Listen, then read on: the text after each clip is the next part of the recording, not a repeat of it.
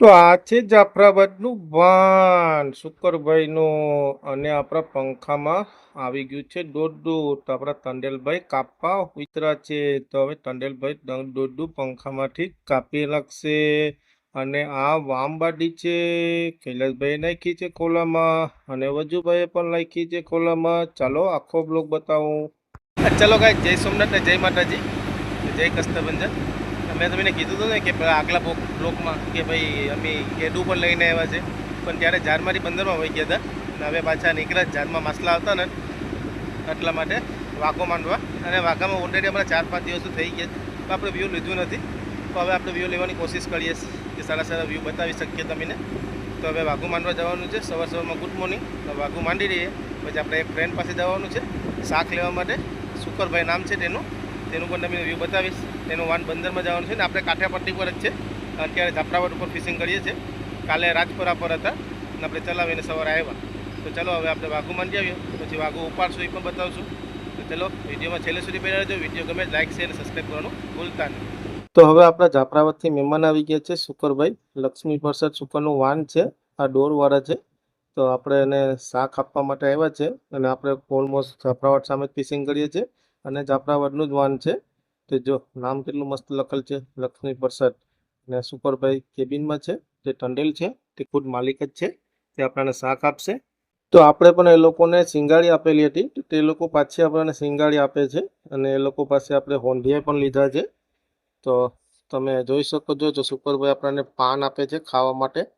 તે પાન તમે ખાઓ તો જો એનો ખલાસી આપણને પાછું ભરીને આપે છે. તો અમે લોકો ના પાડીએ છીએ કે તમે અમીને સોંઢિયા ખરાવ્યા, નાના ઝીંગા ખરાવ્યા, તો તમે ખાગી તમે ખાઓ અને મજા કરો. હવે તે બંદરમાં જશે.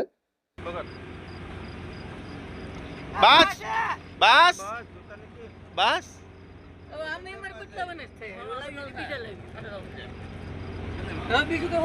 કઈ નહીં કઈ નહીં કઈ નહીં ભૂગો ચાલો.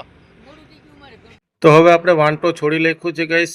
હવે આપણે વાઘાનો તો વ્યૂ લેવાના હતા નહીં, પણ આપણા સુપરભાઈ આવ્યા, તેને યુટ્યુબમાં આપણને આવવું હતું આપણા બ્લોગમાં, એટલે તેનું વાન પણ લીધું છે અને સુપરભાઈને પણ લીધા છે. હવે તે જાય છે બંદરમાં. અને આ લોકોનો તો ધંધો આખો અલગ જ હોય ગાઈસ. પાણીએ દોડ છોડવાની, પાણીએ લેવાની. ને હવે આપણે ઓલમોસ્ટ વાઘુ માંડવા આવી જ ગયા છે ગાઈસ. તો જો અમારા બધા ખલાસીઓ તૈયાર થઈ ગયા છે વાઘો માંડવા માટે. તો સંજયભાઈ મુકાવે છે અને કૈલાસભાઈ લાખે છે કે અહીંયા કુટીમાં બાંધીને. અને આપણે નાસ્તો પણ કરવાનો બાકી જ છે. જો અહીંયા આપણે બધું કમ્પ્લીટ કરી લખ્યું છે લાઈનસરથી લાઈન. અને આપણે આ નવું વાઘુ બનાવેલું છે 100 કુટીનું, એટલે કે 100 કુટી આપણે તૂટી ગીટીથી કાઢી લખી છે. તો આપણે હવે વાઘુ માંડી ને પછી નાસ્તો કરવા જવાનું છે ગાઈસ. તો બ્લોગ ગમે તો લાઈક શેર અને સબસ્ક્રાઈબ કરવાનું ભૂલતા નહીં. તો ચલો માંડી દઈએ હવે આપણે વાઘુ. તો હવે આપણું ઓલમોસ્ટ વાઘુ મંડાઈ જ ગયું છે ગાઈસ. પણ આપણે ગઈકાલે છે ને તે એક રાસરી આપણા પંખામાં આવી ગઈ છે પોપ્યુલરમાં, તો તે કાપવા જવાની છે. પણ પહેલાં નાસ્તો કરી લઈશું અને પછી આપણા દિવ્યેશભાઈ છે ને તે પંખે કાપવા જશે. તો જો હવે મંડાઈ ગયું છે ને હવે નાસ્તો કરી લીધો છે. તો દિવ્યેશભાઈ પડી ગયા છે દળિયામાં અને કે પોપ્યુલરમાં કાપવા માટે. તો જો હવે બુટકી મારી છે, તે હવે અંદર જોવા ગયા છે દિવ્યેશભાઈ કે કેટલું ફસાયેલું છે પંખામાં. કેમ કે આપણી બોટ છે ને ચલાવીએ છે ને તો વાઇબ્રેટ થાય છે અને દિવ્યેશભાઈનો શ્વાસ પણ સારો રહે છે પાણીમાં. તો જો દિવ્યેશભાઈ હવે પાણીમાં અંદર જોઈને આવી ગયા છે. તો હવે દિવ્યેશભાઈ પાછા અંદર જવાના છે, પાછો ફરીથી જોવા જાય છે કે કેમ છે. કેમ કે ભાઈ આમાં દરિયામાં અંદર પોપ્યુલરમાં કાપવા જવું હોય તો અમારે જોખમભર્યું કામ છે. કેમ કે પોપ્યુલરમાં અમારે કુટી પણ ક્યારેક આવી જાય વાઘાની, તો તે ચોબાવાની ધાક લાગે છે. તો દિવ્યેશભાઈ કે તેમાં ઘણું બધું છે. તો આપણા ટંડેલભાઈ પડ્યા છે તેને હેલ્પ કરવા માટે. બાકી ટંડેલભાઈને તો ઓછું તરતા આવડે છે, પણ બાકી તો એ પણ પડ્યા છે. હવે ટંડેલભાઈ પગ લઈને જોઈશે કે કેવું અંદર છે. દિવ્યેશભાઈ કહું ઘડીક નાહી આવું. તો જો હવે પ્રકાશભાઈ હવે અંદર જાય છે પંખામાં કાપવા માટે. જો પ્રકાશભાઈ કાપીને આવે કે નહીં તે આપણે જોઈએ. હવે તે ચેક તો બરાબર કરે છે પ્રકાશભાઈ. તો હવે આપણા પ્રકાશભાઈ કેવો પેલા ઘડીક નાહી લેમ. તો જો કેટલો મસ્ત નાહી છે અમારા ટંડેલભાઈ. અને દિવ્યેશભાઈ પણ ત્યાં નાહી જ છે. દિવ્યેશભાઈના હાથમાં ચાકુ છે, અંદર કાપવા જવાના છે. તે જો પ્રકાશભાઈ પણ ગયા છે અંદર કાપવા માટે. તો હવે ત્યાં રસ્સી બહુ બધી છે, જો કાપીને આવ્યા ગાઈસ. જો અમારી રસ્સી છે, એટલે કે રાસરી કહીએ અમે લોકો. તે હવે જો ઉપર આપી છે તો કેટલું બધું છે. તો પંખામાં તો ધૂજે જ છે ને ગાઈસ. જો આપણે રાસરી કાઢેલી લખી એમાં પંખામાંથી દિવ્યેશભાઈ આકોથી ચડી આવ્યા. હવે તંડેલભાઈ જો આકોથી તળી અને પહેલા ડફરાની મદદથી ચડશે ઉપર. કે જો તંડેલભાઈ પણ હવે ચડી આવ્યા છે. હવે એ લોકો મીઠું પાણી નાખી શરીર પર અને કપડાં બદલાવી લેશે. પછી આપણે વાઘુ ઉપર જશું. તો હવે એક વાનવાળાએ આપણને જાવો કર્યો, એટલે કે તેની બાજુમાં આપણે બોલાવ્યો. વાઘો ઉપર જાય ત્યાં તો તેની પાસે ડીઝલ ખાલી થઈ ગયું છે ગાઈસ. તો અમે લોકોએ તેને થોડુંક ડીઝલ આપ્યું 5 લીટર જેટલું. અને હવે આપણી બોટ ચાલુ છે ગાંજરા પાસે.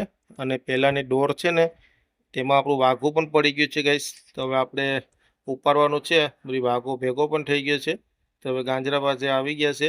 તો હવે ગાંજરો આપણે ઉપર લઈ મારા માસા. અને પછી આપણે કન્ટિન્યુ વાઘો જ ઉપાડવાનું છે ગાઈસ.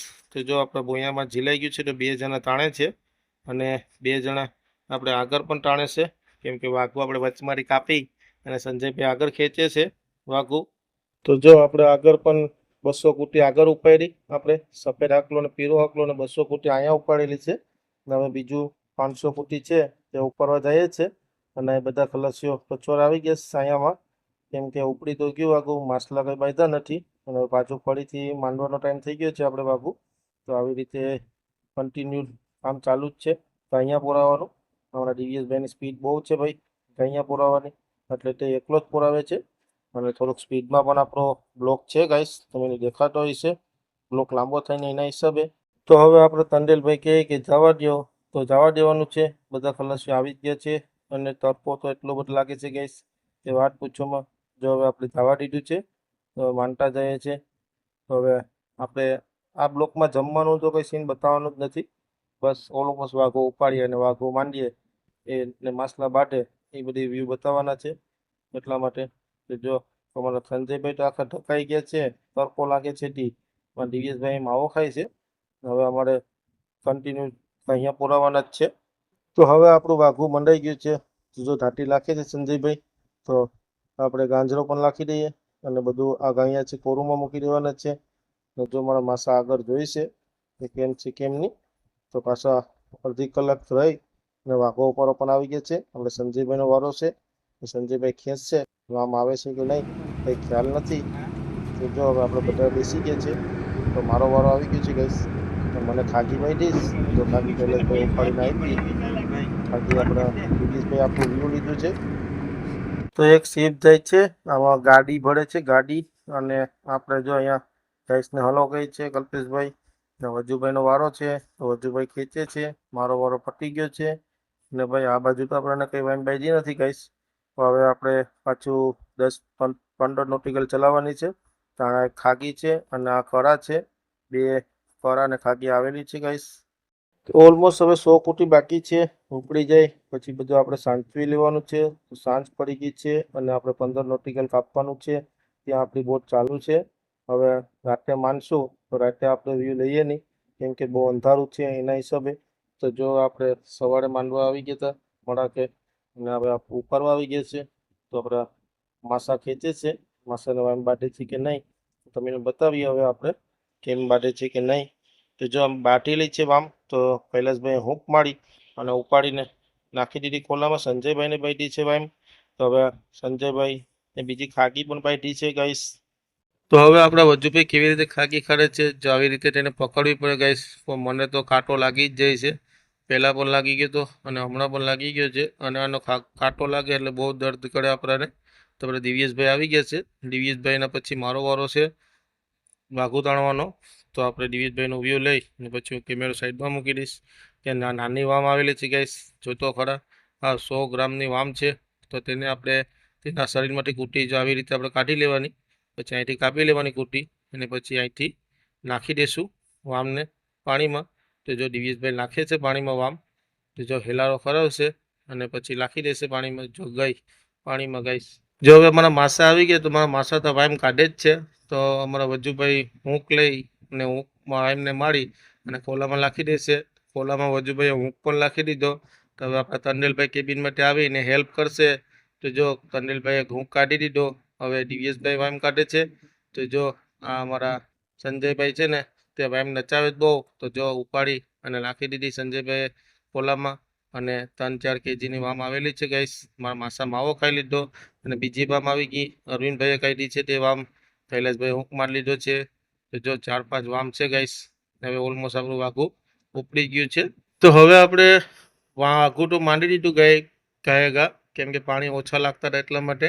અને નવા બંદરની હોડી આવેલી છે આપણી પાસે શાક લેવા માટે, તો તેને સાંધા આપણે આપ્યા છે, તે બંદરમાંથી આવેલો છે અને તે વાઘા ફિશિંગ કરવા જ આવેલો છે, ખાગી મારવા માટે. અને હવે આપણે વાઘુ ઉપર આવી ગયા છે ગાઈસ. તો જો આપણાને ખાગી બાંધી છે, સંજયભાઈ આપી દીધી ખાગી આ બાજુ દિવ્યેશભાઈને ને.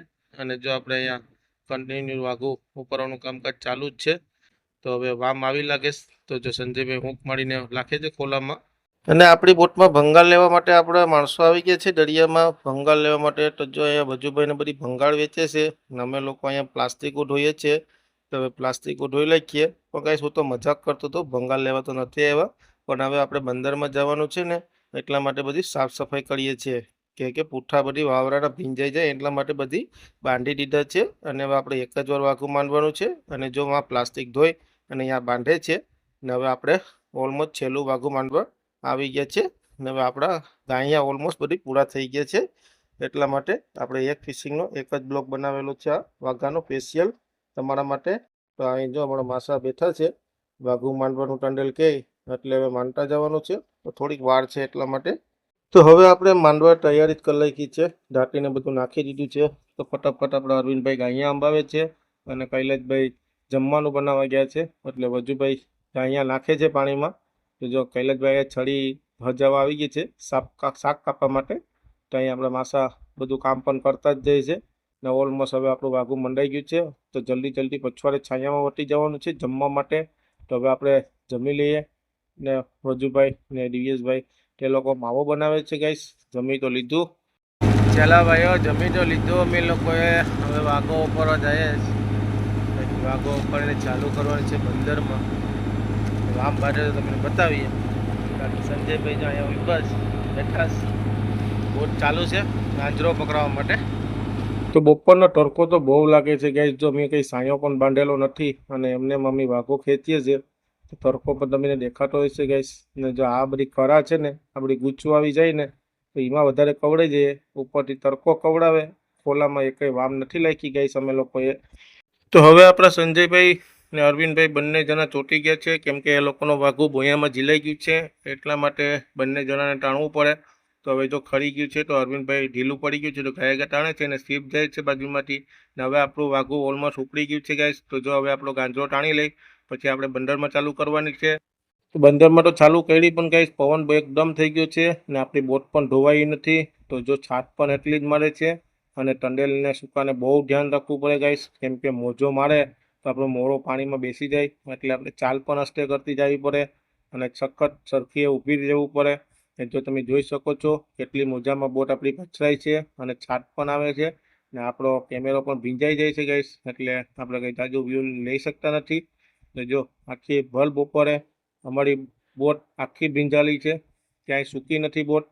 તો હવે અમારું બંદર તો સાંજે 6-6:30 વાગે પહોંચી જશું બંદરમાં. કન્ટિન્યુ ચાલુ જ છે, 40-45 કિલોમીટર દૂર હતું, કેમ કે આપણે રાજપરા સામે ફિશિંગ કરેલી હતી એટલા માટે. હવે બંદરમાં આપણે પહોંચી ગયા છીએ, અગરબત્તી કરી લીધી છે. તો ચલો ગાઈસ, અમે લોકો બંદરમાં આવી ગયા છે અને પવન તમને ગેસ કેવો જોયો ને પવન.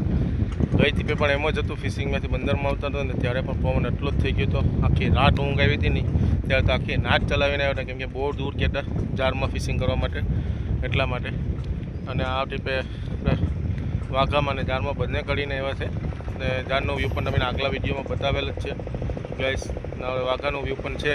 તો હવે છેલ્લી ફિશિંગ જો ગાઈસ પવનના હિસાબે બધા બોટોવાળા આવી ગયા છે અને બોટો બધી ધોઈ નાખી છે અને ખલાસીને બધીને રજા પણ આપી દીધી છે. આ બાજુ પણ બોટો છે અને આ છેલ્લી મોસમમાં પવન પણ બહુ ગાઈસ થઈ જાય છે એટલા માટે બોટોવાળા પણ બંધ કરી નાખે છે. અને હવે અમે લોકો નાહી ધોઈને ફ્રેશ થઈ ગયા છે, જમીને સૂઈ જશું, કેમ કે બહુ દરિયામાંથી થાકીને આવ્યા છે અને કાલે સવારે માછલા ખાલી કરશું. બાકી હવે આપણે એક જ ફિશિંગ કરશું, એક ફિશિંગમાં 2-3 બ્લોક બનાવશું, બનતી કોશિશ કરશું. બાકી બ્લોકનું એન્ડિંગ કરીએ છીએ. તો નવા બ્લોકમાં મળશું.